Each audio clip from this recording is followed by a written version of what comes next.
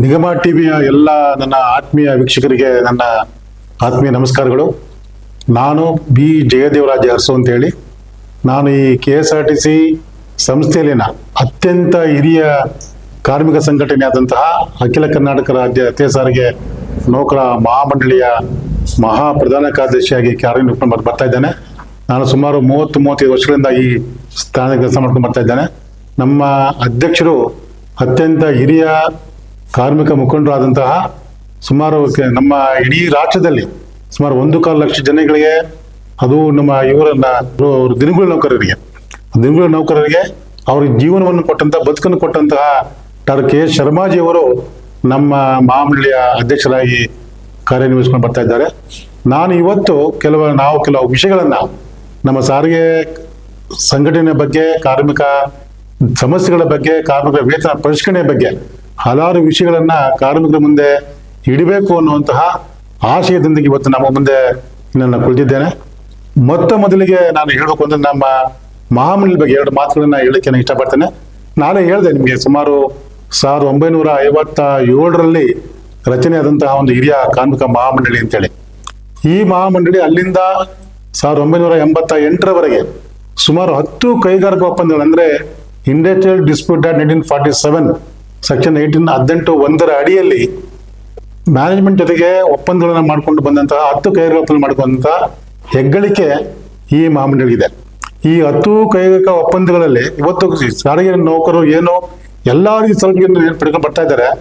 ಎಲ್ಲಾ ಸೌಲಭ್ಯಗಳು ಈ 10 ಕೈಗಾರಿಕಾ ಒಪ್ಪಂದಗಳ ಮೂಲಕ ಬಂದಂತವುಗಳಂತ ಹೇಳೋದಕ್ಕೆ ಬಹಳಷ್ಟು ಸಂತೋಷ ಆಗ್ತದೆ. ಕಾರಣ ಇಷ್ಟೇ, ಇವತ್ತು ಹಲವಾರು ವಿಷಯಗಳಿದೆ. ನಿಮ್ಗೆ DA ಇರ್ಬೋದು, HRE ಇರ್ಬೋದು, ಬೋನಸ್ ಇರ್ಬೋದು, ಅಥವಾ ನಿಮ್ಮ ಫಾರಂ 4ಗಳಿರ್ಬೋದು, ಅಥವಾ ನಿಮ್ಮ 8 ಗಂಟೆ ಕೆಲಸಗಳ ನಿಗದಿ ಮಾಡುವಂತಹ ವಿಷಯಗಳಿರ್ಬೋದು. ಇನ್ನೂ ಹೆಚ್ಚಿಗೆ ಹೇಳ್ಬೇಕು ಅಂದ್ರೆ ಇವತ್ತು ಯಾವುದೇ ಒಬ್ಬ ಕಾರ್ಮಿಕ ಇವತ್ತು ಯಾವುದೇ ಒಂದು ಸ್ಥಾನದಲ್ಲಿ ಅವನು ಮೃತಪಟ್ಟರೂ ಕೂಡ ಅವನ ಮೃತ ಶರೀರವನ್ನ ಅವನು ವಾಸಿಸುವಂತಹ ಸ್ಥಳಕ್ಕೆ ಸಾಗಿಸುವಂತಹ, ಫ್ರೀಯಾಗಿ ಸಾಗಿಸುವಂತಹ ಬಸ್ ವ್ಯವಸ್ಥೆ ಮಾಡಿಕೊಳ್ಳುವಂತ ಸೌಲಭ್ಯನೂ ಕೂಡ ಇವತ್ತು ನಾವು ನಮ್ಮ ಒಪ್ಪಂದಗಳಲ್ಲಿ ಅಳವಡಿಸ್ಕೊಂಡು ಬಂದಿದ್ದೇವೆ. ಈ ತರ ಹಲವಾರು ಸೌಲಭ್ಯಗಳೇನಿದೆ, ಆ ಸೌಲಭ್ಯಗಳು ಬಂದಿರೋದು ಕಾನೂನುಬದ್ಧವಾಗಿ. ಒಂದು ವಿಷಯವನ್ನ ಕಾರ್ಮಿಕನ ಸ್ಪಷ್ಟವಾಗಿ ಪಡಿಸೋದೇನೆಂದ್ರೆ, ನಮ್ಮ ಏನು ಸೌಲಭ್ಯಗಳಿದೆ ಅದು ಸಂವಿಧಾನಬದ್ಧವಾಗಿ ಬಂದಂತಹ ಸವಲತ್ತುಗಳಾಗಿರ್ತವೆ. ಈ ಸವಲತ್ತುಗಳನ್ನ ಯಾರೇ ಕೂಡ, ರಾಜ್ಯ ಸರ್ಕಾರ ಆಗಲಿ, ಮ್ಯಾನೇಜ್ಮೆಂಟ್ ಆಗಲಿ, ಅಥವಾ ಕೇಂದ್ರ ಸರ್ಕಾರ ಆಗಲಿ, ಅದನ್ನ ಬದಲಾವಣೆ ಮಾಡುವಂತಹ ರೈಟ್ಸ್ ಅವ್ರಿಗೊಂದು ಖಂಡಿತ ಇಲ್ವೇ ಇಲ್ಲ.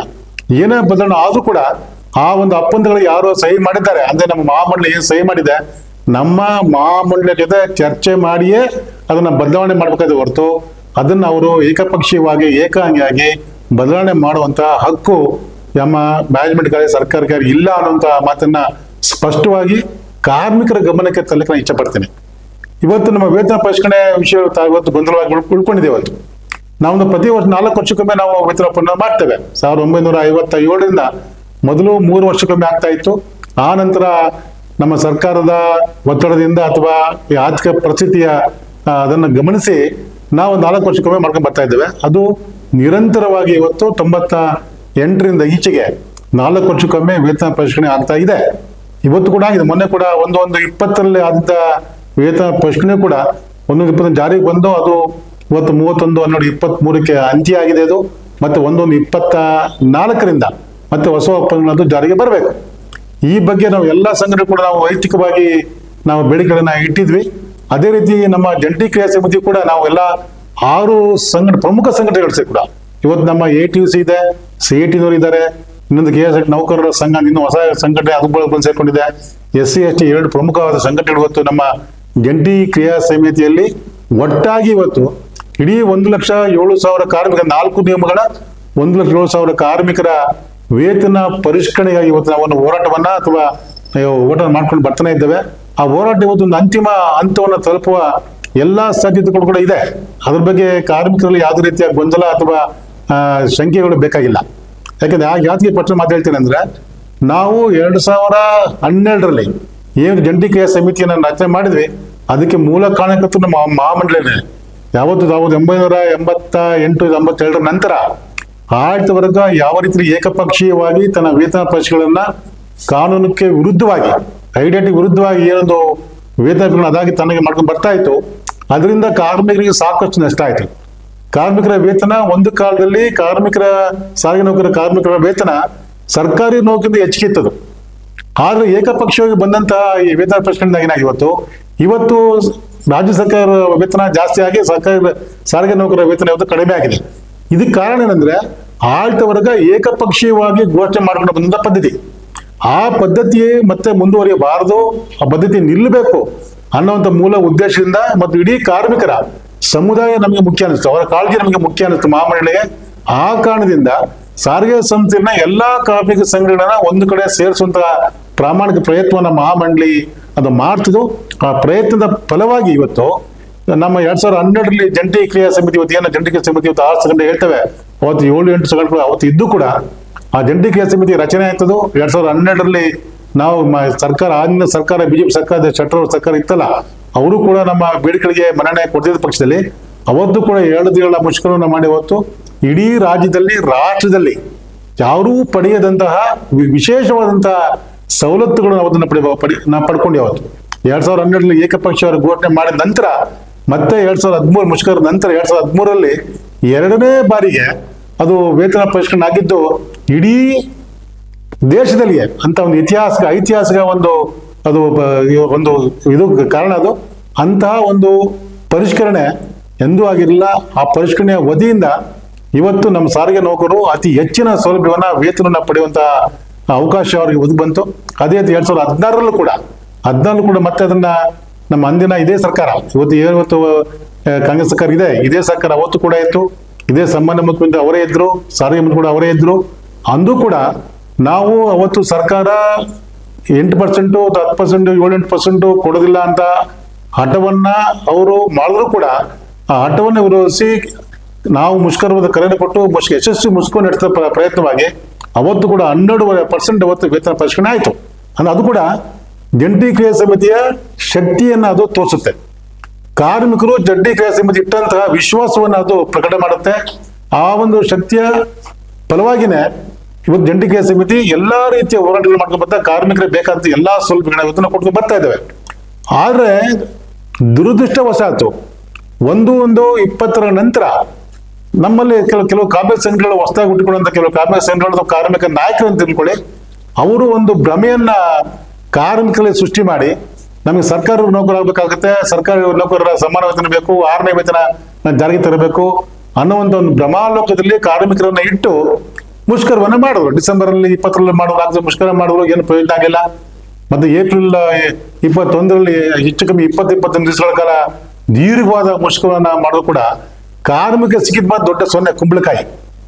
ಏನೋ ಅದು ಆಗಿಲ್ಲ. ಯಾವ್ದೋ ಒಂದು ಮುಷ್ಕರ ಹೋರಾಟ ಏನಾದ್ರು ಕೂಡ ಅದೊಂದು ಲಾಜಿಕ್ ಎಂದಿರ್ಬೇಕು, ಅದನ್ನ ಏನೋ ಪ್ರತಿಫಲ ನಮ್ಗೆ ಸಿಗ್ಬೇಕು. ಅಂತ ಪ್ರತಿಫಲ ಏನೋ ಸಿಗ್ತಾನೆ ಶೂನ್ಯಕ್ಕಾಗಿ ನಾವು ಹೋರಾಟ ಮಾಡಲು ಆಗ್ತಾ ಇಲ್ಲ. ರಾಜ್ಯ ಸರ್ಕಾರ ನೌಕರು ಅಂತ ಹೇಳ್ತಾರೆ ಕೆಲವರೆಲ್ಲ, ಕಾರ್ಮಿಕ ಕೂಡ ಇದೆ, ನಾವ್ಯಾಕೆ ರಾಜ್ಯ ಸರ್ಕಾರ ನೌಕರ ಆಗ್ಬಾರ್ದು, ಸರ್ಕಾರ ನೌಕರ ವೇತನವನ್ನ ಯಾಕನ್ನ ಪಡಿಬಾರ್ದು, ಆ ಸರಿಸಮಾನ ವೇತನವನ್ನು ಯಾಕನ್ನ ಪಡಿಬಾರ್ದು, ನಮಗೂ ಕೂಡ ಅವರಷ್ಟೇ ವೇತನ ಬೇಕಾಗುತ್ತೆ. ಅದು ಒಂದು ಸಾಕಷ್ಟು ಗೊಂದಲಗಳು ಕಾರ್ಮಿಕರಲ್ಲಿದೆ. ಕೆಲವು ನಾಯಕರು ಅದನ್ನ ಆ ಒಂದು ರೀತಿಯ ಭ್ರಮೆಯಲ್ಲಿ ಕಾರ್ಮಿಕರನ್ನ ಇಟ್ಟಿದ್ದಾರೆ. ಅದು ಕೂಡ ನಾನು ಹೇಳ್ತೇನೆ, ಯಾತಕ್ಕೆ ಸರ್ಕಾರಿ ನೌಕರಿಗೂ ನಮಗೂ ಇರುವಂತ ವ್ಯತ್ಯಾಸ ಏನು ಅಂತದನ್ನ ನಾನು ಕಾರ್ಮಿಕ ತಿಳಿಸಕ್ಕೆ ಇಷ್ಟಪಡ್ತೇನೆ.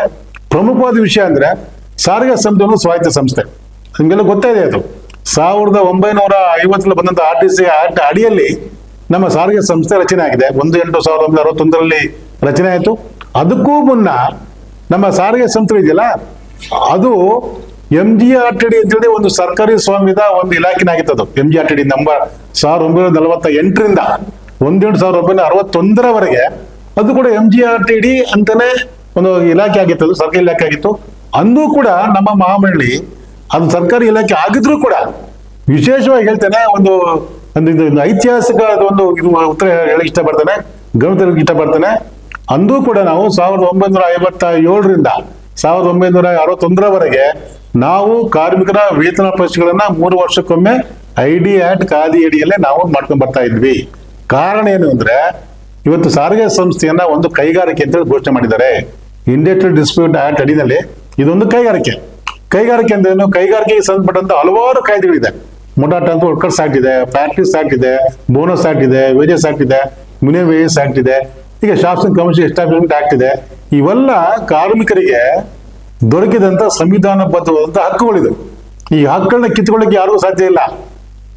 ರಾಜ್ಯ ಸರ್ಕಾರ ಕೂಡ ಕಿತ್ಕೊಳ್ಳಕ್ ಆಗೋದಿಲ್ಲ, ಕೇಂದ್ರ ಸರ್ಕಾರ ಕೂಡ ಕಿತ್ಕೊಳ್ಳಕ್ ಆಗೋದಿಲ್ಲ.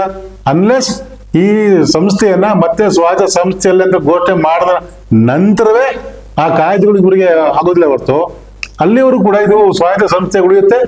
ಸಂವಿಧಾನಬದ್ಧವಂತ ಹಕ್ಕುಗಳು ಕಾರ್ಮಿಕರಿಗೆ ದೊರಕುತ್ತೆ. ಅಂದ್ರೆ ಇದು ಈ ಸಂಸ್ಥೆಯಲ್ಲಿ ಕಾರ್ಮಿಕರಿಗೆ ಸಿಕ್ಕಂತಹ ಸಂವಿಧಾನಬದ್ಧವಾದಂತಹ ಹಕ್ಕುಗಳು. ಈ ಹಕ್ಕುಗಳಿಗೆ ನಾವು ಹೋರಾಟ ಮಾಡ್ಕೋ ಹೊರತು ಕೇವಲ ಯಾವುದೋ ಒಂದು ಸರ್ಕಾರ ನೌಕರಿ ಯಾವುದೇ ಕಾನೂನು ಅಪ್ಲೈ ಆಗೋದಿಲ್ಲ. ಅವ್ರು ಯಾವ್ದು ಸರ್ಕಾರದ ಮುಲಾಜಿಗೆ ಒಳಪಟ್ಟಿರ್ತಾರೆ. ಸರ್ಕಾರ ಯಾವ ಅವರು ವೇತನ ಜಾಸ್ತಿ ಮಾಡ್ತಾರೆ ಅದಕ್ಕೋಸ್ಕರ ಕಾಯ್ಬೇಕಾಗುತ್ತೆ. ಅವರು ಸರ್ಕಾರ ಜೊತೆಗೆ ಯಾವುದೇ ಒಂದು ರೀತಿಯ ಒಡಂಬಡಿಕೆ ಮಾಡ್ಕೊಳ್ಳೋದಕ್ಕೆ ಅವ್ರ ಅವಕಾಶ ಇಲ್ಲ, ಮಾತುಕತೆ ಮಾಡೋದಕ್ಕೆ ಅವ್ರಿಗೆ ಅವಕಾಶ ಇಲ್ಲ. ಏನೊಂದು ವೇತನ ಆಯೋಗ ಅಂತೇಳಿ ರಚನೆ ಮಾಡ್ತಾರೆ ಸರ್ಕಾರ.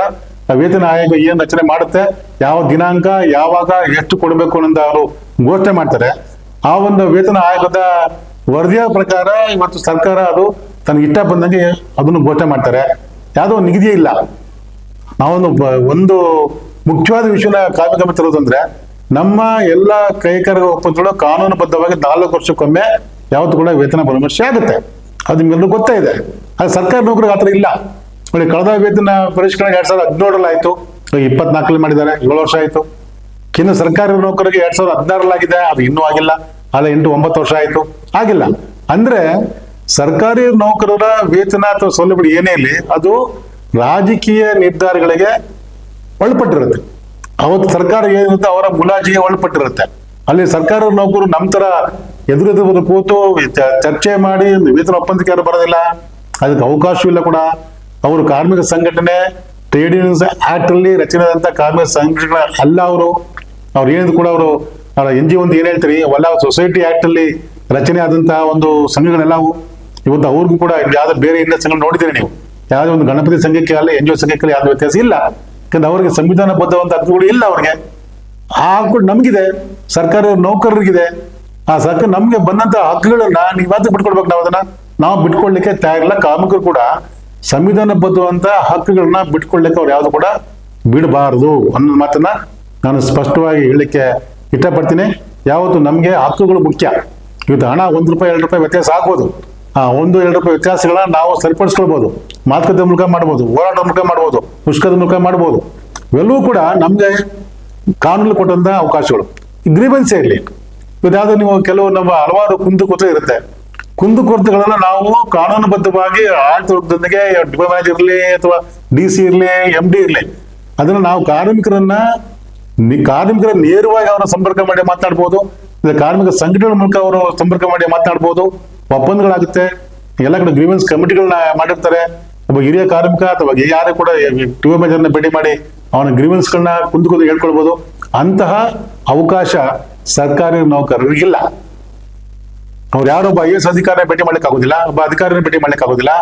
ಭೇಟಿ ಮಾಡಿದ್ರು ಕೂಡ ಅವ್ರಿಗೆ ಅವಕಾಶಗಳಿಲ್ಲ, ಮಾತುಕತೆ ಮಾಡುವಂತ ಅವಕಾಶ ಕೊಡೋದಿಲ್ಲ. ಒಬ್ಬ ಅಧಿಕಾರಿ ಯಾರೊಬ್ಬ ಸರ್ಕಾರಿ ನೌಕರನ ಕರೆದು ಕೂತ್ಕೊಂಡು ಮಾತನಾಡಿ ಅವ್ರನ್ನ ಸಮಸ್ಯೆಯನ್ನ ಪರಿಹಾರ ಮಾಡ್ತಾನ? ಖಂಡಿತವಾಗಿ ಮಾಡಲ್ಲ. ಅವಳೇನು ಸರ್ಕಾರದ ಪಾಲಿಸಾಗುತ್ತೆ, ಯಾವ್ದು ಕ್ಯಾಬಿನೆಟ್ ಪಾಲಿಸಾಗುತ್ತೆ, ಆ ರೀತಿ ಇರುತ್ತೆ. ಬಟ್ ನಮ್ಗಿರ್ತ ಈ ಹಕ್ಕುಗಳನ್ನ ನಾವತ್ತು ಬಿಟ್ಕೊಡ್ಬೇಕು. ಅದನ್ನ ಬಿಟ್ಟು ಕೊಡಬಾರ್ದು. ಕಾರ್ಮಿಕರು ಅದನ್ನ ಏನೇ ಸಮಸ್ಯೆಗಳಿರೋದನ್ನ ಕಾರ್ಮಿಕ ಸಂಘಟನೆಗಳ ಮೂಲಕ ಅಥವಾ ನೇರವಾಗಿ ಕಾನೂನುಬದ್ಧವಾಗಿ ಪಡ್ಕೊಳ್ಬೇಕು ಹೊರತು ಅದನ್ನ ಬಿಟ್ಟು ನಾವು ಯಾವ್ದೋ ಮುಲಾಜಿಗೆ ಅಥವಾ ಗುಲಾಮಗಿರಿಗೆ ಯಾತಕ್ಕೆ ನೀವು ಹೋಗ್ತೀರಿ? ಸರ್ಕಾರದ ಮುಲಾಜಿಗೆ ಯಾಕೆ ಹೋಗ್ತೀರಿ ನೀವು? ಒಂದು ಗುಲಾಮಗಿರಿನೇ ಅದು. ಸರ್ಕಾರಕ್ಕೆ ನೀವು ಸರ್ಕಾರ ನೌಕರ ಆಗ್ತೀವಿ ಅಥವಾ 6ನೇ ವೇತನ ಬರ್ತೀವಿ ಅದು ಇದೆಲ್ಲ ಅದೆಲ್ಲ ಮುಲಾಜಿ ಒಳಪಟ್ಟಂಗೆನೆ. ವೇತನ ಅಂತ ಹೇಳ್ತೀರಿ, 6ನೇ ವೇತನ ಅಂತ ಹೇಳ್ತೀರಿ. ಇವತ್ತು ಕೂಡ ನೀವು ಕಳೆದ ಕಾರ್ಮಿಕರೇ ನಾವು ಕೂಡ ಅದಕ್ಕೆ ಮುಷ್ಕರಕ್ಕೆ ನಾವು ಕೂಡ ಅದಕ್ಕೆ ನಾವು ವಿರೋಧ ಮಾಡಿಲ್ಲ. ಯಾವುದೇ ಸಂಘಟನೆಗಳು 2021ರಲ್ಲಿ ಮುಷ್ಕರ ಮಾಡೋದ್ರಿಂದ ಕಾರ್ಮಿಕ ಮಾಡಿದಂತ ರಾಜ್ಯದ ಮಾಡಿದ ಮುಷ್ಕರಕ್ಕೆ ಯಾವುದೇ ಸಂಘಟನೆಗಳು ಕೂಡ ನಾವು ಅದಕ್ಕೆ ವಿರೋಧ ಮಾಡಿಲ್ಲ. ನಾವು ಕೂಡ ಪರೋಕ್ಷವಾಗಿ ಬೆಲೆ ಕೊಟ್ಟಿದ್ದೇವೆ. ಆದರೆ ಕಾರ್ಮಿಕರಿಗೆ ಒಳ್ಳೇದಾದ್ರೆ ಒಳ್ಳೇದಾಗ್ಲಿ ಅನ್ನೋ ಮನೋಭಾವ ನಮ್ಮದು ಕೂಡ. ಆದ್ರೆ ಅದಾಗ್ಲಿಲ್ಲ. ಸರ್ಕಾರ ಸ್ಪಷ್ಟವಾಗಿ ಹೇಳ್ತು, ನಾವು ಯಾವುದೇ ಕಾರಣಕ್ಕೂ ಕೂಡ ಸರ್ಕಾರಿ ನೌಕರನ್ನಾಗಿ ಮಾಡೋದಕ್ಕೆ ಸಾಧ್ಯ ಇಲ್ಲ. ಸಾರಿಗೆ ಸಂಸ್ಥೆ ಒಂದು ಸ್ವಾಯತ್ತ ಸಂಸ್ಥೆ. ಆ ಸ್ವಾಯತ್ತ ಸಂಸ್ಥೆ ಆಗಿರೋದ್ರಿಂದ ಅದರ ಸ್ವಾಯತ್ತತೆ ಏನಿದೆ ಆ ಸ್ವಾಯತ್ತತೆಯ ಒಂದು ಪರಿಮಿತಿಯಲ್ಲೇ ಅವರು ತಮ್ಮ ವೇತನಗಳನ್ನ ಅಥವಾ ಬೇರೆ ಯಾರು ಸೌಲಭ್ಯಗಳನ್ನ ಪಡ್ಕೊಳ್ಬೇಕಾಗತ್ತೆ. ಸರ್ಕಾರಕ್ಕೂ ಸಂಬಂಧ ಇಲ್ಲ ಅಂತ ಸ್ಪಷ್ಟ ಹೇಳಿದ್ದಾರೆ. ಶಾಸನ ಸಭೆಯಲ್ಲೂ ಕೂಡ ಒಂದು ಲಿಖಿತ ಮೂಲಕವಾಗಿ ಒಂದು ಸ್ಟಾರ್ಡ್ ಕ್ವಶನ್ಗೆ ಅವ್ರ ಉತ್ತರವನ್ನು ಕೊಟ್ಟಿದ್ದಾರೆ. ಅವ್ರು ಸರ್ಕಾರ ಒಂದು ದಿಟ್ಟ ನಿಲುವನ್ನ ಹೇಳಿದ್ಮೇಲೆ ಕೂಡ ನಾವು ಮತ್ತೆ ಅದೇ ಒಂದು ಭ್ರಮೆಯಲ್ಲಿ ನಾವು ಮತ್ತೆ ಸರ್ಕಾರ ನೌಕರು ಆಗ್ತೀವಿ, ವೇತನ ಪ್ರಶ್ನೆ 6ನೇ ವೇತನ ಮಾಡಬೇಕು ಅಥವಾ ಇನ್ನೊಂದು ವೇತನ ಮಾಡಬೇಕು, ಸರಿಸಮಾನ ಕೊಡಿ, ಆಗೋದಿಲ್ಲ. ಅದು ನಮ್ಮ ಪರಿಮಿತಿ ಬೇರೆ, ಅವರ ಪರಿಮಿತಿ ಬೇರೆ, ನಮ್ಮ ಚೌಕಟ್ಟೆ ಬೇರೆ, ಅವರ ಚೌಕಟ್ಟೆ ಬೇರೆ. ನಮ್ಮ ಚೌಕಟ್ಟಿನಲ್ಲಿ ನಮ್ಮ ವೇತನಗಳನ್ನ, ಪರಿಷ್ಕರಣೆಯನ್ನ ಅಥವಾ ಸೌಲಭ್ಯಗಳನ್ನ, ಹಕ್ಕುಗಳನ್ನ ಪಡ್ಕೊಳ್ಳೋಕೆ ಹೊರತು ಬೇರೊಂದು ಮನೆಯಲ್ಲಿ ಕುಳಿತು ನಾವು ಅಲ್ಲಿ ಕುಳಿತು ನಾವು ಅದನ್ನ ಪಡಿತೇವೆ ಅನ್ನೋದು ತಪ್ಪು. ನಮ್ಮ ಮನೆ ಬೇರೆ, ಆ ಮನೆ ಬೇರೆ. ನಮ್ಮ ಮನೇಲಿ ಕುಳಿತು ನಾವು ಪರಿಹಾರ ಮಾಡ್ಕೊಳ್ಳೋಕೆ ಹೊರತು ನಮ್ಮ ಮನೇಲಿ ಕುಳಿತು ಬೇರೊಂದು ಮನೆಯ ವ್ಯವಸ್ಥೆಗಳನ್ನ ನಾವು ಬೇಕು ಅಂತ ಕೇಳೋದ್ರಲ್ಲಿ ಅದು ಅರ್ಥ ಇಲ್ಲ. ಕಾರ್ಮಿಕರು ಇವತ್ತು ನೀವು ಸರ್ಕಾರಿ ನೌಕರರಿಂದೆಲ್ಲ ಬೇಡಿಕೆ ಮಾಡ್ತಾ ಇದ್ದೀರಲ್ಲ, ಇವತ್ತು ಆಂಧ್ರದಲ್ಲಿ ನೋಡಿ, ಇವತ್ತು ಆಂಧ್ರದಲ್ಲಿ ಸಾರಿಗೆ ನೌಕರರ ಪರಿಸ್ಥಿತಿ ಏನಾಗಿದೆ. ಇವತ್ತು ಅವರು ಸಾರಿಗೆ ನೌಕರರು ಆಗಿಲ್ಲ, ಆ ಕಡೆ ಸರ್ಕಾರಿ ನೌಕರರು ಆಗಿಲ್ಲ, ಅವ್ರ ವೇತನ ಪರಿಷ್ಕರಣೆಯು ಅವ್ರು ಹೇಳಿದಂತ ಮಟ್ಟದಲ್ಲಿ ಅವ್ರು ಅದು ಆಗಿಲ್ಲ. ಇವತ್ತು ಅವ್ರ ಪರಿಸ್ಥಿತಿ ಅತಂತ್ರ ಆಗಿ ಇವತ್ತು ಅವರು ಆ ಕಡೆ ಗಂಡಸೂರ ಹೆಂಗಸೂರ ಬೃಹಣತರ ಆಗ್ಬಿಟ್ಟಿದ್ದಾರೆ. ಅವರು ಇವತ್ತು ನೋಡಿ, ಇವತ್ತು ಅವರು 2017ರಿಂದ ಅವ್ರು ಸರ್ಕಾರಿ ನೌಕರ ವೇತನ ಪರಿಷ್ಕರಣೆ ಆಗಿಲ್ಲ, ಅವ್ರು ಕಾಯ್ತಾ ಇರ್ಬೇಕು. ಸರ್ಕಾರಿ ನೌಕರ ವೇತನ ಆಗೋ ತನಕ ಕಾಯ್ತಾ ಇರ್ಬೇಕು ಅವರು. ಅಲ್ಲೂ ಕೂಡ ನಮ್ಮ ತರನೇ 4 ವರ್ಷಕ್ಕೊಮ್ಮೆ ಏನು ವೇತನ ಪರಿಷ್ಕರಣೆ ಆಗ್ತಾ ಇತ್ತು, ಅದನ್ನ ಅವ್ರ ಹಕ್ಕುಗಳನ್ನ ಬಿಟ್ಕೊಟ್ಟಿದ್ದ ಪರಿಸ್ಥಿತಿಗೆ ಇವತ್ತು ಅವ್ರು ಇವತ್ತು ಸರ್ಕಾರಿ ನೌಕರರ ಪರವಾಗಿ ನಿಂತ್ಕೊಂಡು ಇವತ್ತು ಸರ್ಕಾರ ಏನ್ ಮಾಡುತ್ತೆ ಅವ್ರು ಹೇಳಿದಾಗೆ ಕೇಳುವಂತ ಪರಿಸ್ಥಿತಿ ಇವತ್ತು ಬಂದಿದೆ. ಅಲ್ಲಿಗೇನಾದ್ರು ನಿಮ್ಮ ಹಕ್ಕುಗಳು ಕಳ್ಕೊಂಡ್ರ, ನೀವು ಅಲ್ಲೇನಾದ್ರು ಮುಲಾಜಿಗಳು ಒಳಪಟ್ರ, ಅವ್ರಿಗೆ ಗುಲಾಮರಾಗಿರ್ಬೇಕಂತ ಪರಿಸ್ಥಿತಿ ಬಂತ ಇವತ್ತು. ಅದರಿಂದ ಹೇಳ್ತೀನಿ, ಇವತ್ತು ಸರ್ಕಾರಿ ನೌಕರಿಗೂ ಸಾರಿಗೆ ನೌಕರಿಗೆ ಇರುವಂತಹ ವ್ಯತ್ಯಾಸಗಳಿದೆ. ನಮ್ಮಲ್ಲಿರುವಂತ ಹಕ್ಕುಗಳು ಅವ್ರಿಗಿಲ್ಲ. ನಮ್ಮ ಹಕ್ಕುಗಳನ್ನ ಯಾವುದು ಬಿಡಬೇಡಿ ಅನ್ನೋ ಮಾತನ್ನ ನಾನು ಸ್ಪಷ್ಟವಾಗಿ ಹೇಳ್ತೇನೆ. ಅದು ಕೂಡ ಇವತ್ತು ಅಲ್ಲಿ ಯಾವುದೇ ಸಂಘಟನೆಗಳು ಇವತ್ತು ಅಲ್ಲಿ ಜಾರಿಯಲ್ಲಿ ಇಲ್ಲ. ಟ್ರೇಡ್ ಯೂನಿಯನ್ ಆಕ್ಟ್ ಅವರು ಯಾವ್ದು ಅಪ್ಲೈ ಆಗಲ್ಲ, ಯಾವುದೇ ಕಾನೂನು ಕೂಡ ಅವ್ರಿಗೆ ಅಪ್ಲೈ ಆಗುದಿಲ್ಲ. ಸರ್ಕಾರ ಏನೊಂದು ಆದೇಶ ಹೊರಡಿಸುತ್ತೆ, ಅವರ ಗೌರ್ಮೆಂಟ್ ಆರ್ಡರ್ ಏನಿದೆ, ಗೌರ್ಮೆಂಟ್ ಆರ್ಡರ್ಗಳಿಗೆ ಅವರು ಒಳಪಟ್ಟಿರ್ತಾರೆ. ಇನ್ನು ಬೇಕಾದ್ರೆ ವಿಶದವಾಗಿ ಹೇಳ್ಬೇಕು ಅಂದ್ರೆ ಇನ್ನೊಮ್ಮೆ ಬಂದು ನಿಮ್ಮ ಮುಂದೆ ಮಾತು ಹೇಳ್ತೇನೆ. ಯಾವ ರೀತಿ ಸರ್ಕಾರಿ ನೌಕರಾದ್ರೆ ನಿಮ್ಗೆ ಏನೇನು ತೊಂದರೆ ಆಗುತ್ತೆ ಅನ್ನೋ ವಿಷಯವನ್ನ ಇನ್ನೊಂದು ವಿಡಿಯೋ ಸಂದರ್ಭದಲ್ಲಿ ನಾನು ಹೇಳಲಿಕ್ಕೆ ಇಷ್ಟಪಡ್ತೇನೆ. ದಯವಿಟ್ಟು ಆ ಒಂದು ಭ್ರಮೆಯಿಂದ ದಯವಿಟ್ಟು ನೀವು ಹೊರಗೆ ಬನ್ನಿ. ಮಹಾಮಂಡಳಿಗೆ ಬೆಂಬಲ ಕೊಡಿ, NTK ಸಮಿತಿ ಬೆಂಬಲ ಕೊಡಿ. ನಿಮ್ಮ ಭವಿಷ್ಯವನ್ನ ಉಜ್ವಲ ಮಾಡೋ ಜವಾಬ್ದಾರಿ ನಾವು ಕಡಾಕೊಂಡು ಹೊರ್ತೇವೆ ಅನ್ನೋ ಮಾತನ್ನ ನಾನು ಸ್ಪಷ್ಟವಾಗಿ ನಿಮ್ಗೆ ಹೇಳಿಕ್ಕೆ ಇಷ್ಟಪಡ್ತೇನೆ. ಆ ಭರವಸೆ ಕೂಡ ಕೊಡ್ತೇನೆ.